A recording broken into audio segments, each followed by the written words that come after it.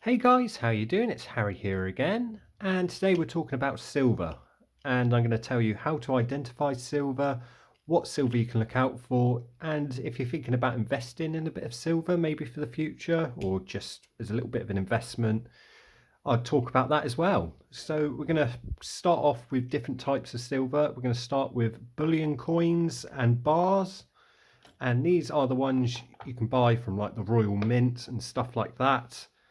And basically these are solid silver items. So, well, first up we'll go to this one here. We've got an ounce silver coin here. This is solid silver, or 999. I bought this, when was it? It's a £2 Elizabeth there, so I think it was 2009, was it? No, 2019, was it? Oh, I'm trying to find the date on here. It should be on here. There is a date on here somewhere. Just Oh yeah, 2020. I'm blind as a bat. But yeah, I bought this in 2020. I actually got this on Amazon, and I think it was sold by the Royal Mint on Amazon, and it was about £20. And then silver prices shot up, and they went up to like £30. So I bought that one at the right time. I should have bought a load of them, but hey ho. But yeah, that one there I know is solid silver. We got one there. Then if you want to be really cheap, you can go down to a 1 gram bar of solid silver. I got this off eBay and it was about, I can't remember how much, it was under a fiver. I bought it just to see what it was. But yeah, you can see written on there, 1 gram solid silver or something like that. And yeah, silver for the gram, I think, solid silver, I can't actually remember what solid silver is, but I think 925 is about 50p a gram, something like that now. So that's about 60p worth of silver or something like that there, I reckon. We'll go into percentages of silver in a minute. Then we got this one here. I picked this up at a car boot. I think I paid about £10 for this. This is another 1 ounce bar of silver. I bought this probably about 7 years ago, something like that. But yeah, got a solid silver bar. And then we've got a certificate of authenticity in there. So we know that one's silver. I've looked it up online, what have you. So that's definitely a silver bar. Then we've got this one in here, which I'm a little bit skeptical of. But again, it's another silver bar. Somebody scratched the side of it before I bought it. I got this one again from the same person at the car boot. I think I paid a £5 for this one because they were unsure if this one was silver. I believe it is, but then again, needs a little bit more investigation. This again's an ounce of silver, I believe, here. And I believe it's German, something like that. But yeah, so that's one way you can buy silver. You can buy them in bullion bars and coins. But when you do, you're normally paying over the odds for scrap price. So you can buy this, I think there's websites where, like the Royal Mint or whatever country's mint will do coins like this of their own country in silver and some in gold and what have you. Or you can go to some places like, I think there's one called Bullion by Post, and you can buy bullion bars and coins, but you are paying more than what the silver or gold is worth. You're paying over the odds. So you can do it like that. But I think the best way to buy silver is in coins, and it's older coins, and you can buy them for scrap value quite easily. You can pick them up on eBay and stuff like that. We'll show you some now. So I've got some British coins here. When it comes to old British coins, maybe you found some old British coins in a drawer upstairs. So what you want to look out for is, flip it over, and we look for the year. It should be on this side of the coin. It's hard to do in the camera. I get a bit funny-eyed. Yeah, you can see here by my thumb, we've got 1931. Now, British coins between 1920 and 1946, all coins like this, florins, sixpence, stuff like that, these were all 50% silver. So this base metal is 50% silver plus a mixture of other metal, and they call it 50% or 500, I think they call it, if you see it marked elsewhere. But yeah, so these are 50% silver.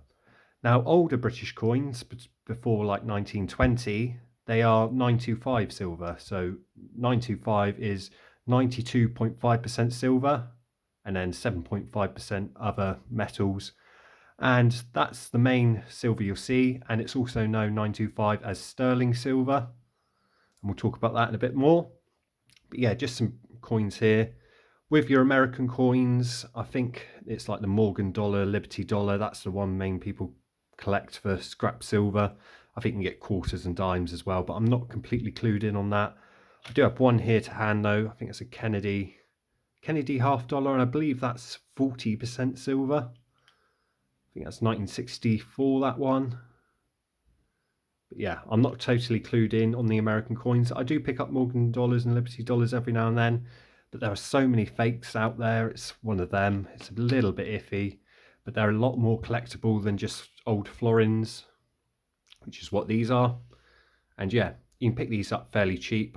You can pick them up for £1 a piece at junk sales, car boots, antique fairs, stuff like that. If you're lucky, people have that. And like this one, for example, here, you can see it's completely worn away. So that's sold as scrap silver. And if you go on like eBay, stuff like that, you can just literally search for scrap silver and there'll be people putting them on like an auction. And what they'll do, they'll have a bundle of coins like that. They'll put them on the scales. It will tell you the weight. You can then decide if you want to pay up to the scrap value, maybe slightly under or maybe slightly over. It's completely up to you. And I think that's the best way of buying silver nowadays. Old coins, because literally with that little bit of knowledge, knowing the year, you know what you're looking for, you'll know if it's silver, and hey ho. So I think that's the easiest way to tell and buy coins nowadays. Well, buy silver. I've got a fair few silver coins, so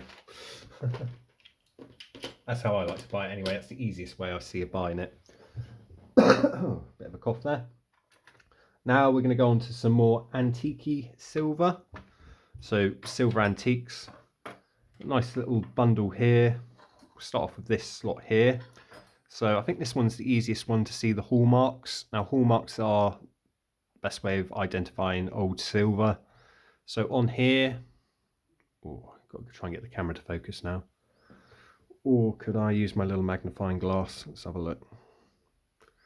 Also, if you are thinking of investing in silver and stuff like that, buy one of these. It just makes life so much easier. A little eyeglass. I think this was like £2 or £3 online. It just helps you magnify everything. Now you see that little lion there?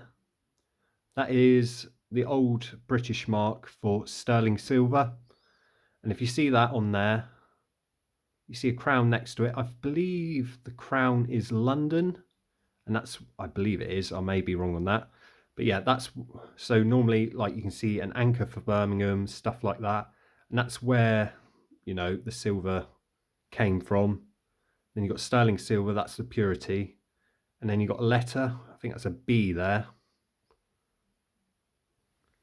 And that will tell you the year. And then you can look that up in a book and you can find out what year it is. And then normally you have the maker somewhere on it there, for example. But yeah, so this blade here is 925 silver, so sterling silver. You can tell with that one. Got another one here. Again, let's see if we can get this to...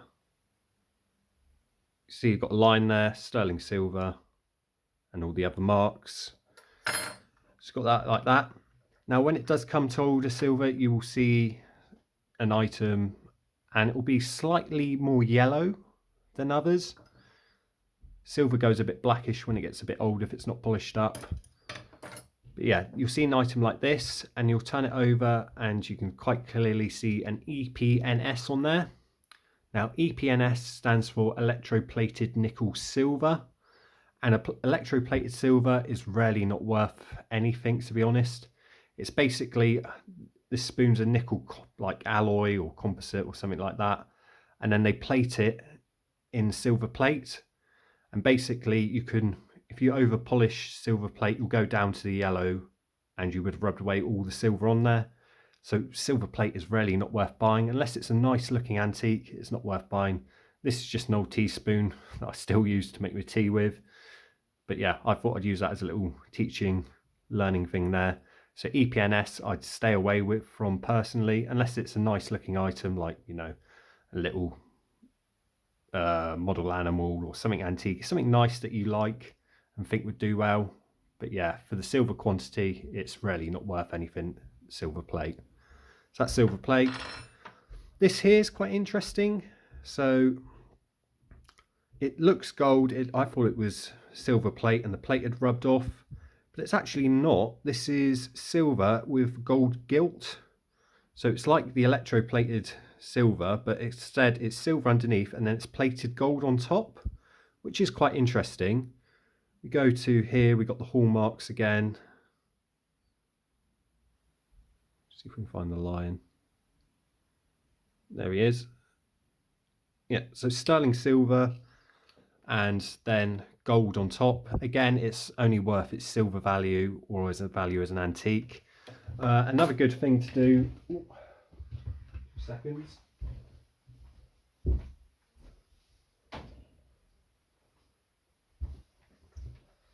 Easiest way to test the silver is obviously the magnet test. So we've got a magnet here. Electroplate tricks you already, so you know, oh, it could be silver, but it's not. But then we got this one here, so we know this is silver. We go onto the handle here. See?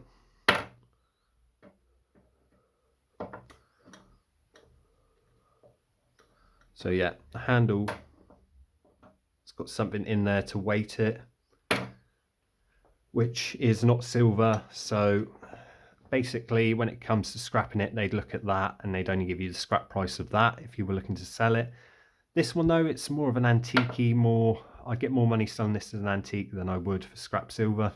So is that. It's one of them. The silver spoon, it's not exactly collectible. People are going to buy it for its scrap value. This one here, slightly more collectible. People are going to pay more because obviously it's a nice little pocket knife. This here is a matchbox holder, quite vintage and old. This one here is hallmarked. The hallmarks are really hard to see though. They are somewhere in there. Probably just about see them there. But yeah, again, this isn't in the best condition, but I think it would sell more as an antique than it would for scrap silver. Saying that though, I only paid £10 for this, and this is just under, I think it's just under an ounce of silver. So it'd be 925. But yeah, so those are the older hallmarks to look out for. That's more of your antique kind of silver. We'll move on now to some more modernish silver. A little box here of bits and pieces. And we'll start off first with this little pill box. It's got a little silver ring in. We'll look at that a bit more. But yeah, on this one, if we look very closely at the bottom, you can just about see it in the middle. It looks like a little spot. See if we can get the magnifier on it.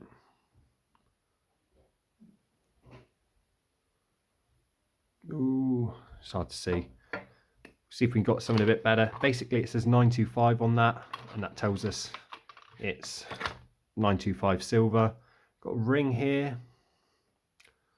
A little bit easier to see.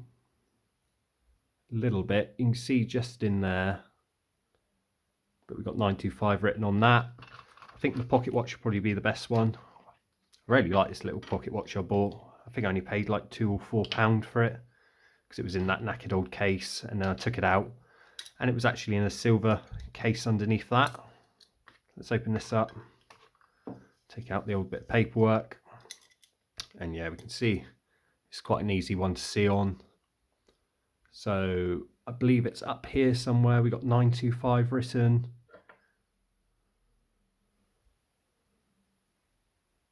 See that 925 there? Ooh. Ooh, I've lost it there.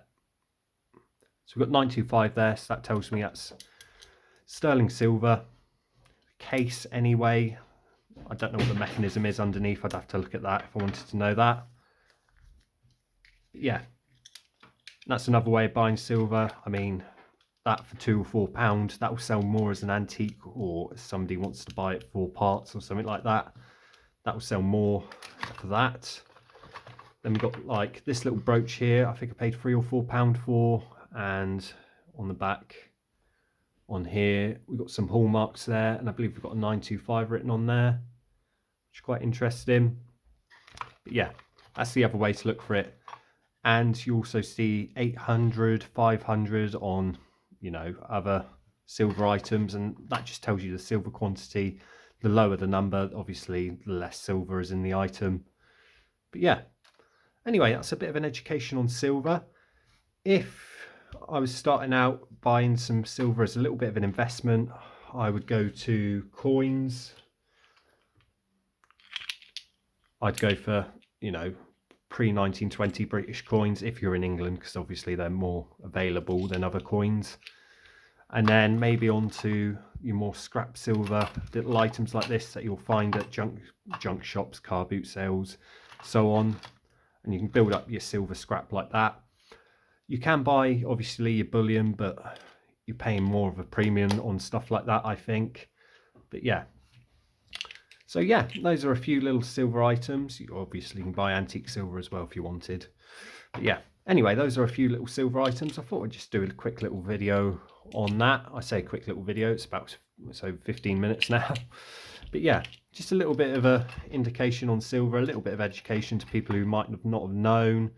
But yeah, anyway, thanks for watching this video. If you like this video, please leave a like. If this is the first video of mine you're watching, don't forget to subscribe. I buy and sell all sorts of bits and pieces, and I come across silver, sometimes gold, and other bits and pieces, and I resell them for a profit, and I share with you how much profit I make and stuff like that. So it's interesting to know. So if you're interested in that, don't forget to subscribe. But yeah, thanks again for watching, and hopefully I'll see you in one of my future videos. Bye for now.